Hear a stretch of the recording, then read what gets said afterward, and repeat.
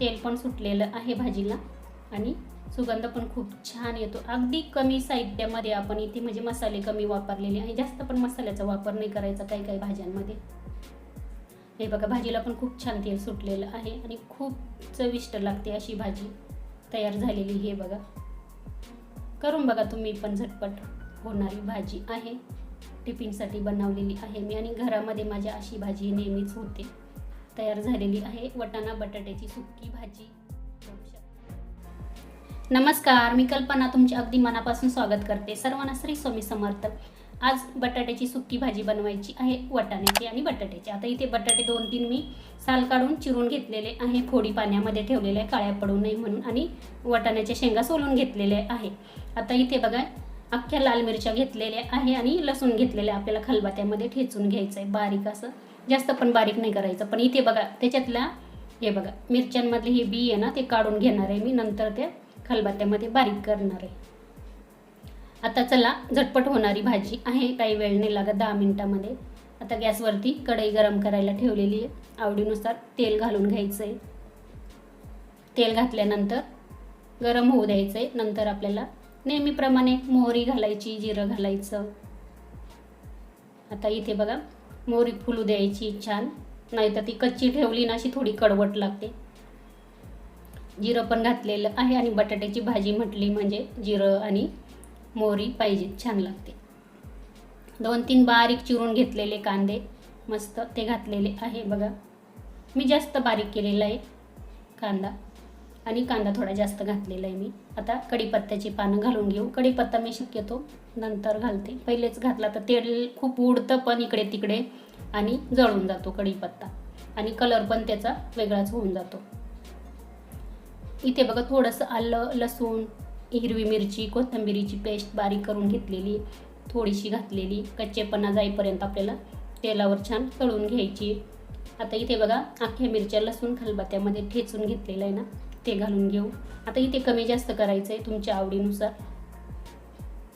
ते पण छान परतून घेतलेलं आहे। एक टोमॅटो बारीक करून घेतला तर तो पण घालायचा आहे आपल्याला। आणि आता इथे बटाट्याच्या फोडी घालून घेऊ, त्याच्या आधी हळद पण घातलेली आहे, आपण मिक्स करून घेऊ। आणि वरून शेंगा सोललेले आहे, वाटाणा तो घालून घेऊ, फ्रेश वाटाणा आहे हा, मिक्स करून घेऊ। चवीनुसार याच्यामध्ये मीठ घालायचं आहे।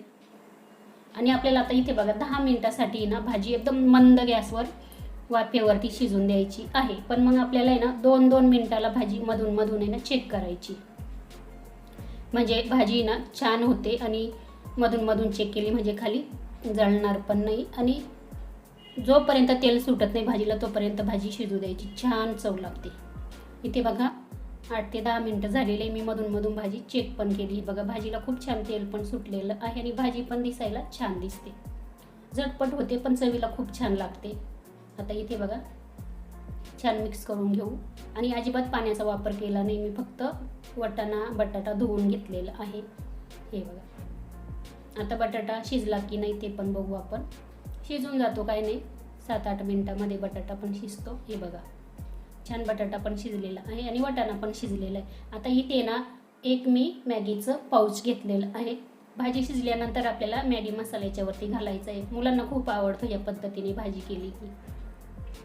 आता मिक्स करून घ्यायचं आहे आणि आपल्याला 2 मिनिटासाठी झाकण ठेवायचं आहे, म्हणजे मॅगी मसाला पूर्ण बटाट्याच्या आतमध्ये वाटाण्याच्या आतमध्ये लागला जाईल आणि चव खूप छान लागेल। हे बघा मिक्स करून घ्यायचं व्यवस्थित, आणि गॅस मी कुठेच मोठा ठेवला नाही, मंद गॅसवरच पूर्ण भाजी आपल्याला होऊ द्यायची।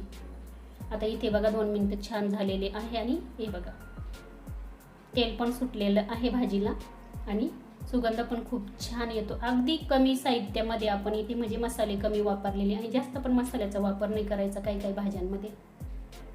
हे बघा भाजीला पण खूप छान तेल सुटलेलं आहे आणि खूप चविष्ट लागते अशी भाजी तयार झालेली। हे बघा करून बघा तुम्ही पण, झटपट होणारी भाजी आहे, टिफिनसाठी बनवलेली आहे मी आणि घरामध्ये माझ्या अशी भाजी नेहमीच होते। तयार झालेली आहे वाटाणा बटाट्याची सुक्की भाजी, बघू शकता। चला, संपूर्ण रेसिपी बघितल्याबद्दल तुमचे खूप खूप खूप मनापासून धन्यवाद।